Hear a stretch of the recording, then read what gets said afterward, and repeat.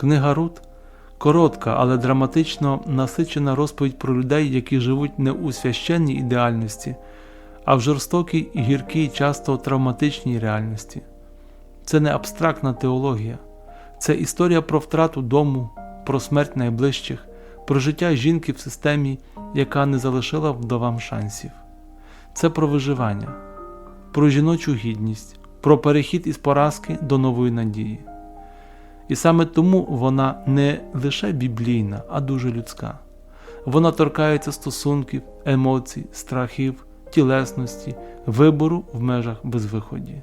В цій книзі немає романтики, лише реальність, яку проходить душа людини, що не здається. Події починаються в місті, яке має назву Віфлеєм, тобто «Дім хліба». Але парадоксально, саме в цьому домі хліба настав голод. Елімелех із дружиною Ноомі та 2 синами вирішують залишити свій край і переселитися в Моав, сусідню територію, яка історично мала складні стосунки з Ізраїлем. Для нас, сучасних людей, це виглядає як звичайна міграція. Але в контексті Старого Завіту це більше, ніж просто переїзд. Покинути обітовану землю – це означало вийти з простору Божої присутності, залишити те, що обіцяне через кризу, через втрату віри або хоча б через пріоритет виживання над поклонінням. Ми не знаємо точно, що думав Елімелех, але знаємо – він вибрав надію на хліб у чужому середовищі, в середовищі, яке не визнавало Бога Ізраїля. Моав – це не просто інша культура. Це земля, яку за писанням народ Ізраїлю мав уникати через її ідолопоклонство і історичну ворожнечу. І саме туди йде родина, сподіваючись урятуватись.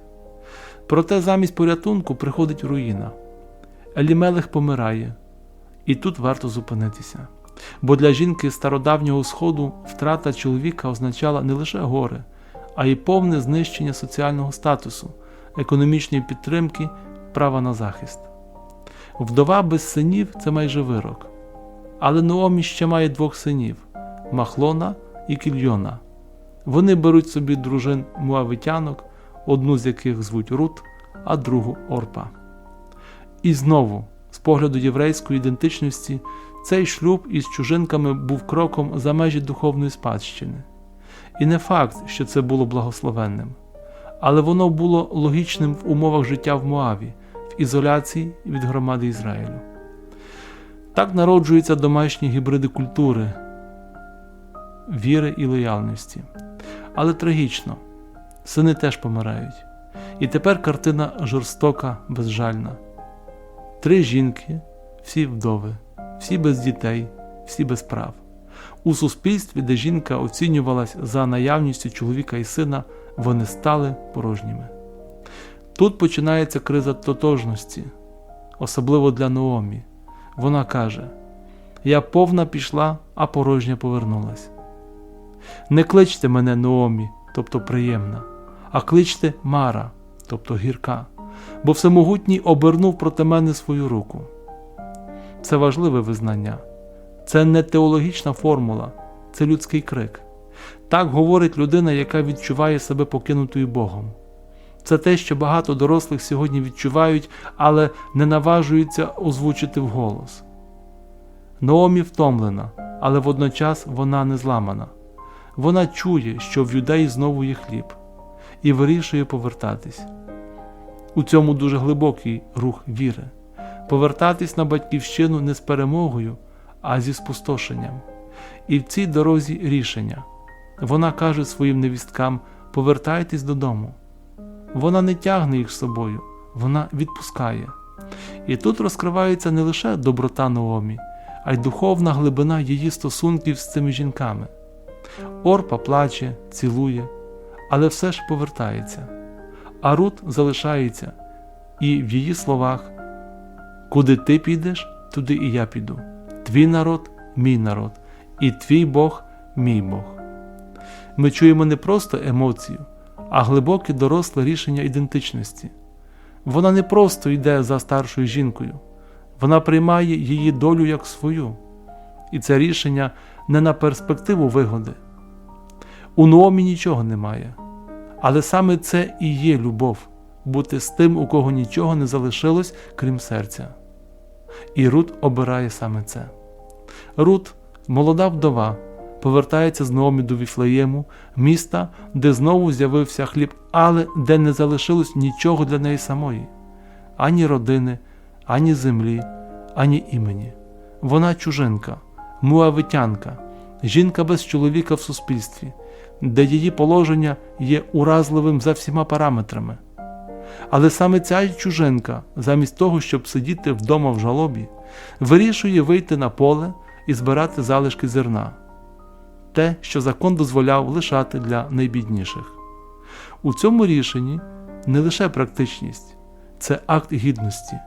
Рут не жебракує, не вимагає, не використовує жалю. Вона виходить у спеку, в піт, в осуд, під погляди людей, які точно знали, хто вона така. І вона мовчки працює. Для багатьох сучасних жінок її приклад – це виклик. Бути сильною – це означає не зламатися, навіть коли тебе ігнорують або принижують. Саме там у полі починається новий поворот. Автор тексту обережно каже «І трапилось їй прийти на поле Вооза». Але в єврейському мисленні слово «трапилось» завжди натякає на Боже провидіння. У Бозі немає випадковостей, і саме цей чоловік Вооз – один із найближчих родичів Елімелеха, тобто він має право на викуплення. Проте він цього ще не знає. Він просто приходить на поле і бачить жінку. Це перший погляд. Не сенсаційний, не романтизований. Просто він побачив її і поцікавився. Це вже багато, бо у світі, де жінка була другорядною, де вдома майже безлика, Вооз не лише бачить її, а й слухає, запитує, цікавиться її історією. І коли він дізнається, хто вона і що вона зробила, він благословляє її словами. «Нехай Господь відплатить тобі за все, що ти зробила. Під чиї крила ти прийшла сховатись». У цих словах перший жест людської ніжності, не фізичної, а екзистенційної. Бо він не каже «я тебе захищу», він каже «Господь тебе покриє». Але водночас саме через нього Господь і починає це робити. Це прообраз Христа, який приймає чужого, бачить не лише стать і статус, а історію, мотивацію і серце. Вооз – зрілий чоловік, він не спішить. Він не використовує ситуації, хоча в нього є влада, ресурси, становище. Його поведінка – урок сучасному чоловікові, особливо в контексті гендерної напруги нашого часу. Тобто ти можеш бути сильним і водночас лагідним. Ти можеш мати вплив, але не нав'язуватись. Ти можеш бачити жінку не як тіло, а як людину. Рут своєю чергою не грає ролі. Вона не заграє, вона працює. Вона не добивається уваги, а саме тому її скромність, мовчазна, витривалість привертає Вооза. Ця сцена світла і тілесна водночас, бо тіло тут у поті, у роботі, у русі. Це не флірт, це життя, яке триває, незважаючи на втрату. І саме в цьому справжня симпатія. Не як зваблення, а як жива присутність одного в житті іншого, у спільній реальністю виживання і співчуття. Вооз не просто дозволяє її збирати. Він доручає своїм працівникам не ображати її, навіть навпаки, спеціально лишати для неї зерно. Це захист без заяви. Це милість без реклами. Він дозволяє їй залишатись у безпечному середовищі і тим самим створює для неї простір, у якому може народитись надія. Рут повертається додому з повною торбою зерна. І тут важливий момент. Зерно – це не просто хліб. Це символ нового початку. Символ того, що світ ще може дати плоди, навіть якщо не сьогодні. Наомі, побачивши кількість зерна, розуміє, щось змінилось.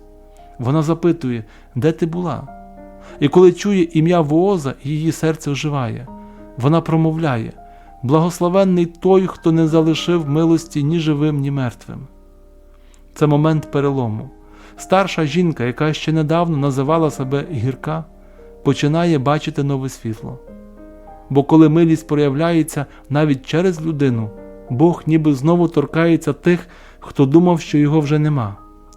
І саме в цьому глибокий психологічний злам.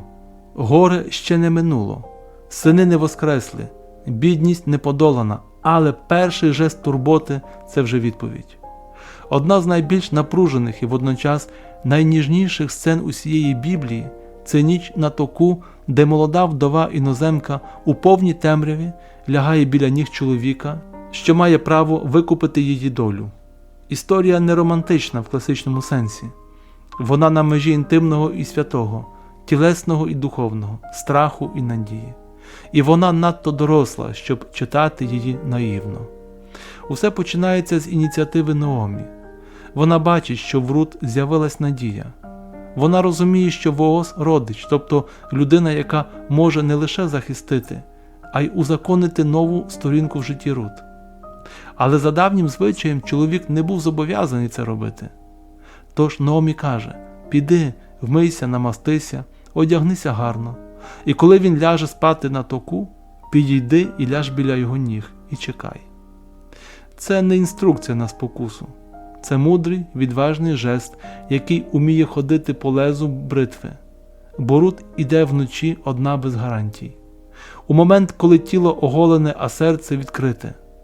У світі, де чоловік має владу, а жінка лише голос у тиші. Але саме в цій тиші вона робить один із найсміливіших вчинків у всій Біблії. Рут приходить і лягає біля ніг Вооза. Це акт покори. В давньому світі ноги були символом влади, символом захисту і присутності. Плащ, яким вона просить накрити себе, це не лише тканина, це образ. Простягни на мене свій плащ. Візьми мене під свій захист, візьми мене в свою історію.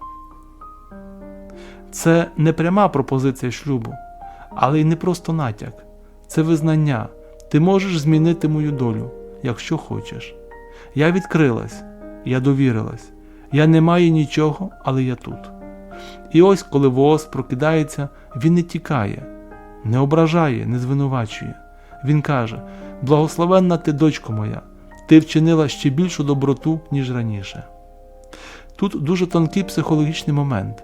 Він старший за неї. Вона могла б шукати молодших, але вона обрала не емоцію, а відповідальність. Вооз це розуміє і відповідає з гідністю. Він не використовує її вразливість. Він не зловживає ситуацією. Це вища форма мужності – мати силу і не використати її, коли можеш. Ніч на току – ніч вибору. Для Рут це вразливість без зброї. Вона відкрилась тілом не для спокуси, а для довіри. Вона ризикувала бути відкинутою, приниженою, осміяною. Для Вооза це ніч самоконтролю. Він має право, але обирає чесність. Він обіцяє: я зроблю, що можу, але є ще один родич ближчий за мене. Якщо він не захоче, я викуплю тебе. І тут ми розуміємо, тілесність у Біблії не відкидається. Вона як простір для духовної істини. Тіло не ворог, але тіло, яке живе в чесності, любові і відповідальності, стає знаком союзу.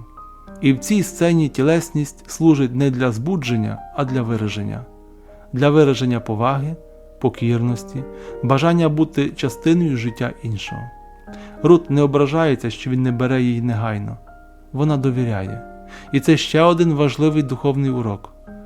Ти не можеш відкритись і не втратити гідності, якщо перед тобою людина Божа, і якщо ти сам у Божій присутності.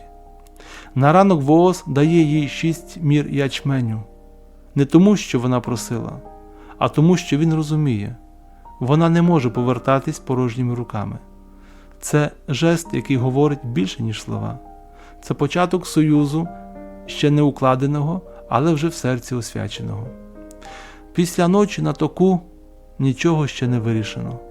Але є головне – взаємна повага, намір, обіцянка. Проте для того, щоб усе стало законним, потрібно пройти через процедуру. І Вооз – чоловік, який поважає не лише Бога, а й порядок, громаду, закон.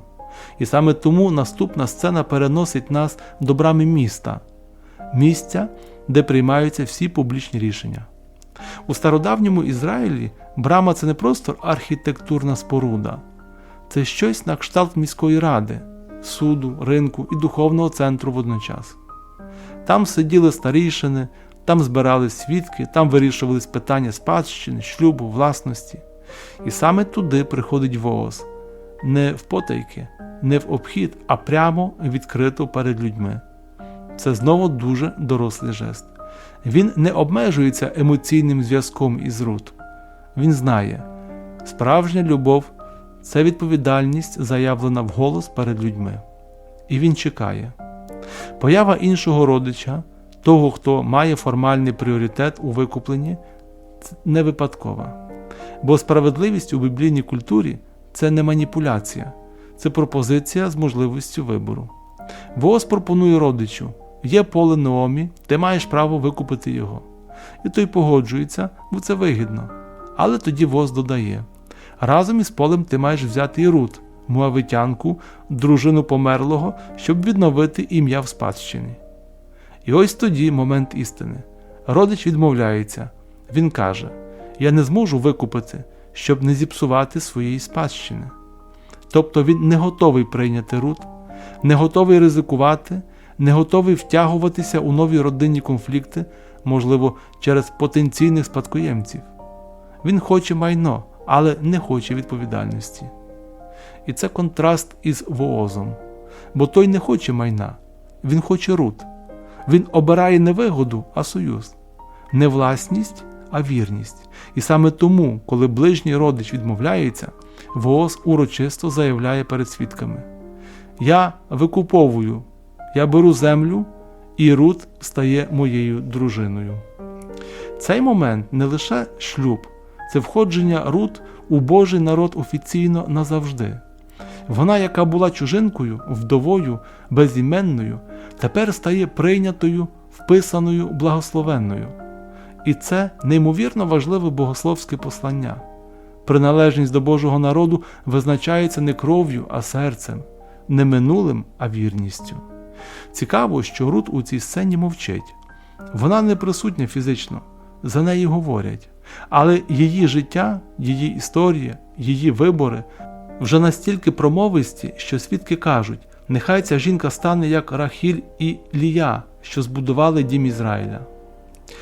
Це найвища похвала. Це не просто прийняття, це визнання.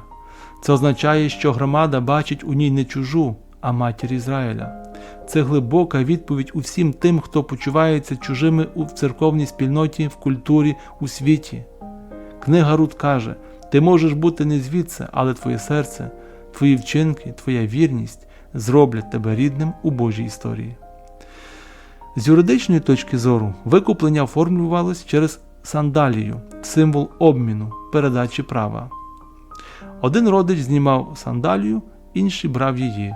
Це зовнішній жест, що фіксував: я передаю своє право. І коли Вооз бере цю сандалію, він не просто бере Рут, він бере всю її історію, її втрати, її минуле як своє. У цьому глибоке значення слова «викуплення». Це не просто звільнити когось, це взяти відповідальність за чиюсь долю. І саме тому ця сцена – відлуння Голгофи, бо Христос не просто простив нас, Він викупив нас зі всіма нашими боргами, страхами, провинами, чужими минулими. І сказав: це моє. Союз між Рут і Воозом увінчується народженням сина. Це природний результат шлюбу, але в біблійному тексті народження дітей ніколи не подається лише як біологічний факт. У випадку Рут дитя – це відповідь Бога на історію втрати, вірності, викуплення і надії. І не тільки для молодої жінки, передусім для старшої Наомі. Бо саме Наомі пережила трагедію. Вона втратила все. Її чоловік, обидва сини мертві. У той час це означало не просто горе, а й повну втрату соціальної підтримки, спадкоємності, навіть цінності в очах громади. Вона сама про це сказала: «Я повна пішла, а порожня повернулась». У такому стані біль починає ставати ідентичністю. Людина не просто сумує, вона стає сумом. І Наомі вже не хоче, щоб її називали приємна, хоче бути гіркою. Але в останньому розділі книги ми бачимо, Господь не дав болю сказати останнє слово. Народжується дитина, і всі в місті кажуть: «Син народився Наомі». Цей вислів феноменальний. Дитина народилася Рут, але громада каже Наомі. Це не помилка. Це визнання, що благословення, яке здавалося втраченим, повертається до жінки, яка вже не сподівалась. І саме це основа тема біблійного викуплення. Те, що втрачено, може бути відновлено. Те, що мертве, не завжди кінець. І навіть у старості Бог може дати нове життя. Жінка з міста. Ті самі, що спочатку, можливо, із жалем дивились на повернення Наомі, тепер виносять хвалу. Нехай буде благословенний Господь, що не залишив тебе без Викупителя. І ще, нехай це дитя буде тобі потіхою і годувальником у старості. Ці слова глибоко інтимні і соціально значущі. Бо старість у стародавньому світі – це час, коли ти беззахисний. Твої діти, твої пенсія, охорона, слава. І коли Наомі залишилась без синів, вона стала потенційно залежною, непродуктивною, майже викресленою. Але через Рут і Вооза Бог дає їй нову роль, нову опору і новий голос. Уважний читач помітить, що вся книга починається із чоловіка Елемелеха і його синів, але закінчується жінками. Головна дія розгортається між Наомі, Рут і громадою жінок. І саме вони, не священники, не судді, не царі, говорять слова, які стануть духовним завершенням історії. Вони не просто коментують, вони пророкують, благословляють, формулюють істину. І це богословський сув. Жінка, яка була гіркою, тепер тримає благословення, що змінить історію. Овида, сина Рут і Вооза, називають дідом Давида. Цей один рядок і є міст до Месії.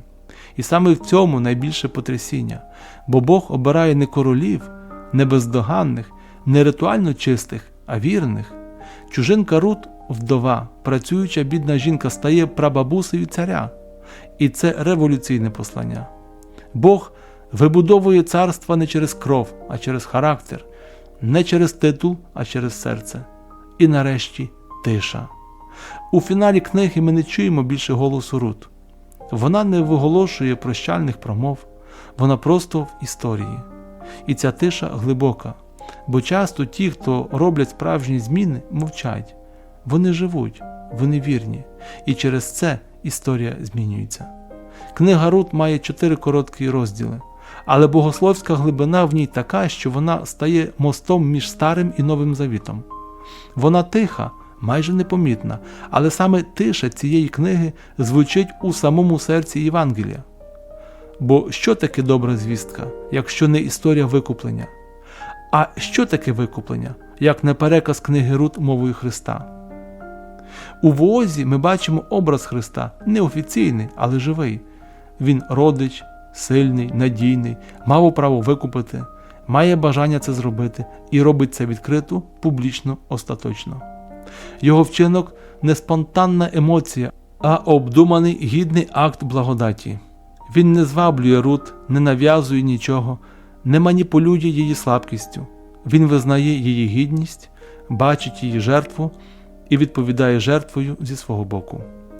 У Рут ми бачимо образ віруючої душі, слабкої, з минулим, з безнадійністю, але готовою залишити все заради нового початку. Рут не теолог. Вона просто робить правильні речі в темряві. Вона йде полем, лягає біля ніг, мовчки працює. І саме тому вона приклад. Не ідеалізований, а справжній. Бо вона боїться, ризикує, втомлюється, але не здається, і Бог це бачить. Образ викуплення, що проходить крізь усю книгу, має кілька вимірів. Перший вимір – юридичний. Воос виконує всі формальні вимоги, щоб викупити Поле і Рут. Так само Христос виконав закон, щоб законно спасти нас. Другий – соціальний. Рут, вдова, чужинка, отримує місце в родині Ізраїлю. Так само Христос відкрив двері спасіння для всіх народів поза межами Ізраїля. І духовний. Рут отримує не лише чоловіка, а й ім'я, спадщину, місце в родоводі Месії. Так само віруюча душа отримує не лише прощення, а й нову ідентичність у Христі. Це робить книгу Рут Євангелієм Старого Завіту. Окремо слід сказати про роль жінки. Біблія – книга написана в патріархальному контексті, але саме в книзі Рут жінка в центрі. Вона не просто мати, вона носій віри, будівничка роду, творець простору, в якому відбувається Божий задум. І саме жінка, Рут, входить до родоводу Ісуса Христа. Це радикально, бо євреї вважали родовід справою чоловіків. Але Бог вписує в цю історію жінку, вдову, іноземку. І це не помилка, це сигнал. Віра важливіша за кров. Вірність важливіша за статус. Любов сильніша за обставини. Щось ця книга каже дорослому християнину в нашому 21 столітті. Перше. Твій біль не безглуздий. Наомі втратила все, але її біль був дорогою до чогось нового. Не швидко, не просто, але Бог вірний навіть тоді, коли мовчить. Друге. Твоя буденність священна. Рут просто пішла в поле, не шукала чудес, але Бог знайшов її там. І це урок. У полі твого життя Бог працює, навіть якщо ти не бачиш. Третє. Не кожен, хто ближче, правильний. Той родич, що мав перше право викуплення, не захотів, а Вооз захотів. Так само не все, що поруч, твоє, і не все, що прийшло пізніше, запізно. Бог готує найкраще, але в свій час. Четверте. Ти не мусиш бути бездоганним. Рут мала минуле, але її серце було відкрите. І Бог використовує не тих, хто ідеальний, а тих, хто справжній і вірний. П'яте. Бог будує вічне через твої маленькі рішення. Те, що ти зробиш сьогодні, може змінити не тільки твоє життя, а й життя цілого покоління. Так було з Рут, так може бути і з тобою. Шосте. У книзі Рут ми не знайдемо легких порад. Вона не пропонує рецептів щастя. Вона показує реальність людської втрати, психологію зраненого серця, тілесну вразливість жінки, тиск відповідальності на чоловіка і те, що означає бути зрілою людиною в середовищі, яке часто не дає другого шансу. Саме тому ця книга така потрібна дорослому серцю. Сьоме. Почнімо з теми горя. Те, що пережила Наомі, не вміщується в жодну теорію. Втрата чоловіка – це удар. Але коли втрачаєш обох синів, це вже внутрішнє спустошення, яке важко передати словами. І що робить Біблія? Вона не відразу зцілює. Вона залишає нас із Наомі в її гіркоті. Вона не каже «все буде добре». Вона дозволяє їй сказати «називайте мене Мара, бо Господь обернув проти мене руку свою». 8. Це голос страждання, який не фільтрується. І це важливо. У справжній вірі є місце для гніву, болю, запитань до Бога. Іноді християни намагаються одразу вилікувати сум гарними словами, віршами з Писання. Але книга Рут показує, справжня душа має право плакати, має право не розуміти, має право бути гіркою. 9. Але йде далі. Навіть гіркі серця Бог не залишає. Він не поспішає, але й не зникає. Іноді зцілення приходить не через чудо, а через присутність іншої людини, через Рут, через зерно, через немовля. І саме так діє Бог. Він не завжди усуває біль, але приводить до тебе когось, із ким ти знову навчишся дихати. 10. Тема другого шлюбу також звучить дуже реалістично. Рут – молода вдова. Їй перший шлюб не приніс дітей. Вона жила в чужому краї, була самотня. Для багатьох жінок сьогодні ця ситуація знайома. Шлюб розпався, або чоловік помер, або нічого не вийшло. І ти знову ніби на страті, але вже з досвідом болю. Як тоді любити знову? 11. Рут не шукала нового шлюбу. Вона була вірна в стосунках із Наомі, вона працювала, служила, і саме в цьому процесі Бог привів її до Вооза. Це дуже важливе послання. Не шукай одразу нової історії. Живи добре там, де ти є, і Бог сам напише нову главу. А Вооз Це приклад чоловіка, який готовий любити жінку не за її минуле, а за її серце. Сьогодні багато чоловіків і жінок шукають ідеального партнера, але зрілість – це здатність побачити красу в тому, хто вже мав історію.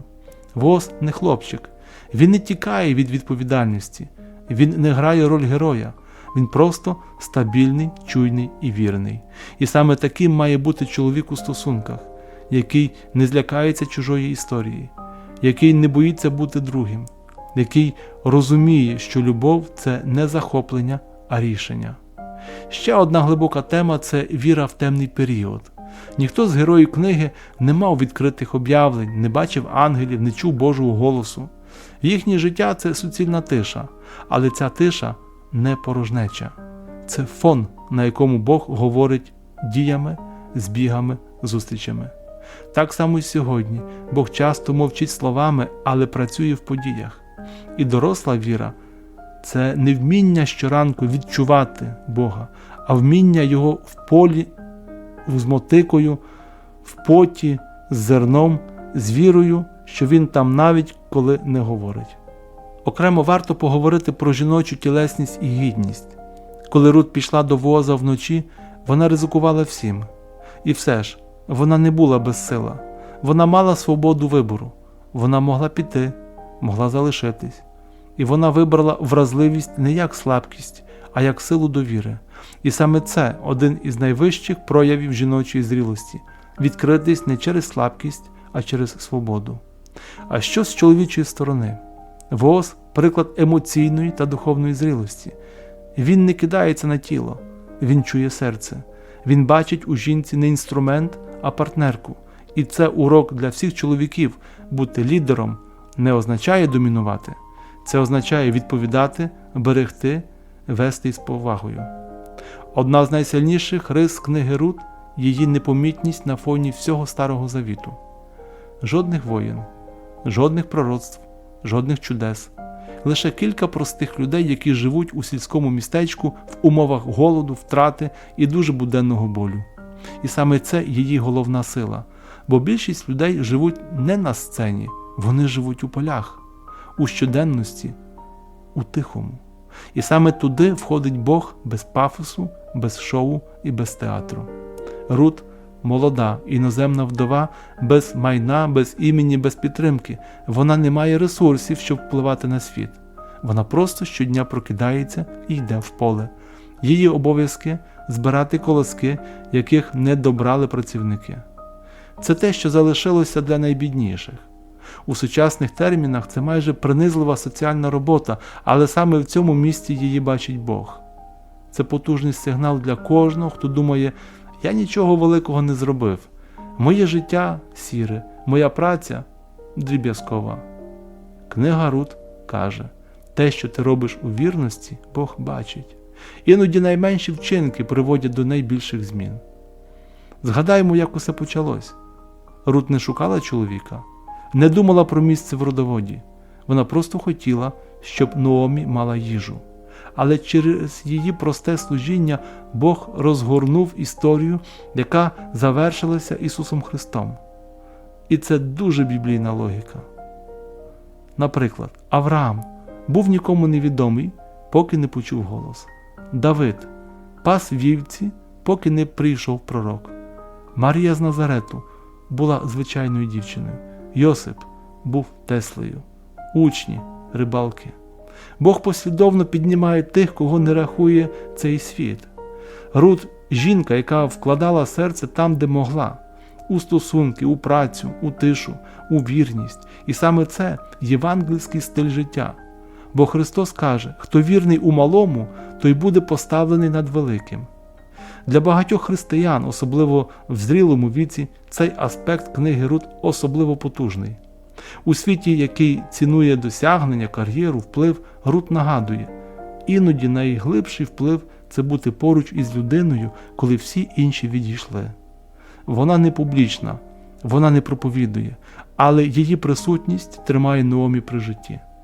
Коли Ноомі казала: «Господь залишив мене», саме Рут не залишила. І через цю її присутність Бог не залишив. Бо часто Божа любов приходить в чиїхось руках, в очах, в обіймах, у теплому, простому домі. Ця частина книги також говорить до служителів, педагогів, соціальних працівників, матерів, батьків, які не отримують подяки, не мають слави, не з'являються в медіа, але виховують, підтримують, годують, моляться, дбають. Для таких людей книга Рут – це послання надії, що Бог бачить, Бог пам'ятає. Бог пише в родовід Месії імена тих, хто ніколи не були на обкладинках. Іноді, коли тобі важко, ти думаєш, чи щось із цього матиме значення. Ці мої колоски, ця тиша, ці будні, цей брак визнання. Книга Рут каже, так, бо в Божому царстві колоски важать більше, ніж корони. Книга Рут – це не просто моральна історія чи гарний сюжет. Це глибока біблійна антропологія.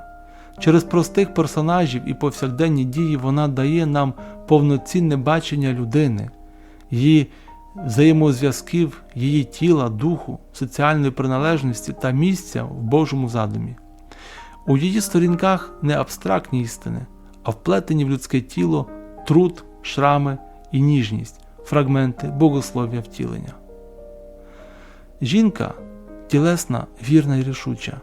Образ Рут – це не образ слабкої статі. Це вивірений, багатовимірний портрет жінки, яка має травму, має тілесність, має голос, має розум, має бажання жити. Біблійна Рут – не безлика фігура із стародавнього патріархату. Вона має право говорити «ні», має свободу вибору, має здатність впливати на хід подій не через владу, а через вірність у виборі. Вона залишається з Наомі не тому, що зобов'язана, а тому, що хоче. Вона йде в поле не тому, що хтось сказав, а тому, що розуміє, треба діяти. Її тіло вразливе, але не принижене. Її жести тілесні, але не сексуалізовані. Вона кладе себе біля ніг Вооза не для спокуси, а для прохання. «Покрий мене, візьми моє минуле, дай мені місце в твоєму домі». Це не еротика. Це прохання бути побаченою, почутою, включеною. Вооз – це образ чоловіка, якого рідко побачиш у світовій літературі. Він не домінує, не заграє, не маніпулює. Він дивиться, слухає, бере відповідальність. Він знає закони, але не ховається за ними. Він здатен бачити гідність жінки, яка втратила все. Його мужність не у владі, а в здатності витримати межу між потягом і благородством. Це дуже важливе повідомлення для нашого часу, коли чоловіча роль або демонізується, або гіперболізується. Біблія у книзі Рут показує інше. Чоловік – це той, хто вміє діяти вчасно, чесно і лагідно. Його мова благословенна, його жести – повага, його дія – відкритий союз. У книзі Рут також є громада, котра не є просто фоном. Це активний учасник Божої історії. Саме жінки з міста дають ім'я дитині, благословляють шлюб, визнають Рут як одну із них і говорять пророцьке слово. Нехай вона буде як Рахіль і Лія, тобто матір Ізраїля. Це показує, що віра не приватна справа. Вона реалізується в тілі громади, у взаємному благословенні, у визнанні. Рут не пробивається наодинці. Вона стає частиною спільноти, і саме спільнота стає каналом Божої мови. Сьогодні це актуально як ніколи. Люди прагнуть бути незалежними, вільними, але істина така. Бог благословляє через спільноту. І саме в громаді ти отримаєш і підтвердження, і виклик, і слово, і відповідь, і родовід. У книзі Рут тіло не є ворогом духу. Воно засіб любові, праці, зустрічі. У полі, у сні, у плащі, у руці, що тримає зерно чи дитину – все це мова тіла, через яку діє Бог. У християнській традиції часто тіло протиставляється душі. Але книга Рут каже, тіло – це інструмент віри, простір, довіри, місце зустрічі з Богом. Тіло Рут працює, тіло Вооза не вимагає, тіло Наомі приймає немовля. Усі ці тіла священні, бо Бог не боїться тіла. Він створив його, він прийшов у ньому. Головне послання книги – це надія після втрати. Не мрія, не фантазія, не фальшиве підбадьорення, а реальна, втомлена, тиха, але жива надія, яка виникає з вірності. Не тому, що все стало краще, а тому, що ти вибрав іти вперед, навіть коли не видно як. Можливо, головна цінність книги Рут у тому, що вона не показує ідеального життя, а показує шлях. Не прямий, не чистий, не запланований, а справжній. І складний, і благословенний у своїй складності. Тут немає ні легких відповідей, ні швидких розв'язань, а лише дорога від втрати до життя, від голоду до хліба, від чужого краю до нового дому, від болю до дитини, від тиші до благословення. Це дуже близький сьогоднішній людині, бо з роками приходить розуміння, що біль не аномалія, що зміни неминучі, що вірність – це рідкісність, що гідність коштує дорого, що життя неконтрольоване, але Бог не залишає. У житті не все вирішується. Не кожна історія має ідеальний фінал, але в Божому царстві кожна історія цінна. І навіть у невеликих скромних історіях Бог відкрив себе. Є також 4 духовні кризи в книзі Рут. Кожен розділ книги Рут – це не просто сюжет, це етап духовного життя, і кожен із нас рано чи пізно проходить щось подібне. Перша криза – це втрата. Елімелех помирає, потім сини, і залишаються тільки жінки, самотність, шок, ступор. Господь обернув руку проти мене, каже Наомі. Це крик серця, яке не розуміє, що відбувається. І це не слабкість, це щирість віруючої людини, яка не прикидається. Ми всі колись були там, після втрати, після розчарування, коли, здається, Бога немає, або Він мовчить, або йому байдуже. Друга криза – це вибір. Орпа йде, Рут залишається. І вибір не в тому, що одна погана, інша добра. Вибір у внутрішній готовності йти далі, навіть у невідомість. Рут нічого не знала, але обрала вірність. Це і є віра. Не впевненість у результаті, а рішучість у кроці. Третя криза – це вразливість. Поле, піт, ніч, ноги, плащ, погляди, мовчання. І посеред цього діє Рут. Не тому, що вона впевнена, а тому, що вона довіряє. Відкривається, ризикує, але в благородстві. Багато хто боїться другого шансу, бо вже ранився, вже впікся, вже втрачав. Але Бог часто приходить туди, де ми найбільше боїмося бути справжніми. Четверта криза – це надія. Навіть після шлюбної обітниці ще немає дитини, але є благословення, є спільнота, є нове ім'я. І є момент, коли жінка, яка себе називала Мара, гірка, тримає на руках немовля. Це найглибше свідчення, що надія не починається з емоцій, вона починається з рішень, а плоди приходять пізніше. А що робити, коли в нашому серці Наомі? Кожен із нас часом стає Наомі. Ми йшли в Моав не для зради, а з надії на виживання. Ми втрачали не лише людей, а й себе. І коли повертаємося, хочемо, щоб нас упізнавали. І що робить Бог із такими? Він не докоряє, не карає, не мовчить. Він посилає Рут, потім поле, потім благословення і потім дитину. Бог повертає життя, не караючи за гіркоту. Він розуміє біль, не виправдовуючи гріх. І він будує нове. А що робити, коли в серці Рут? Ти не з Ізраїлю, ти не в правильному положенні, у тебе не той родовід, у тебе минуле, тебе можуть і не прийняти, але твоє серце відкрите. Ти не хочеш багато, просто не хочеш бути залишеною, хочеш бути вірною, хочеш служити, хочеш працювати, хочеш жити чесно. Ти не на сцені, ти в полі. І все, що ти можеш, це збирати колоски і сподіватися, що хтось помітить. Це ситуація тисяч дорослих жінок і чоловіків сьогодні. Я не з тієї системи. Мене не взяли, бо я інший. Я старий, я стара для нового життя. Мене зламали. Я не вписуюсь в формат. Мої руки в мозолях і ніхто не бачить. Але книга Рут каже, ти не маєш бути в центрі. Щоб бути в Божій історії, достатньо бути в полі. Твоя вірність говорить більше, ніж гучні молитви. Твоя скромна дія говорить більше, ніж відео з трибуни. Твоя турбота про когось, кому ще гірше, це вже служіння. Твоя тиша іноді глибша за будь-яку проповідь. У Рут був шанс зібрати колоски, і вона зробила це. Тому Бог дав їй поле, потім дім, потім майбутнє. Але все почалося із простого рішення – не втекти, не здатись, не замкнутись. Як виглядає справжня мужність Вооза у 21 столітті? Чоловік міцний, мудрий, з достатком, і при цьому ніде не кричить, ніде не командує, ніде не тисне. Вооз – образ чоловіка, якого так бракує сьогодні. Він не боїться почути історію чужої жінки. Він не боїться взяти відповідальність за вдову з іншим прізвищем. Він не боїться поважати, навіть коли має владу. Його сила у стриманості, у чесноті, у відступності гри. Він не вибирає Рут, він відповідає на її довіру і вступає в дію. Це те, що сучасні чоловіки втратили. Здатність бачити в жінці не об'єкт, а людину.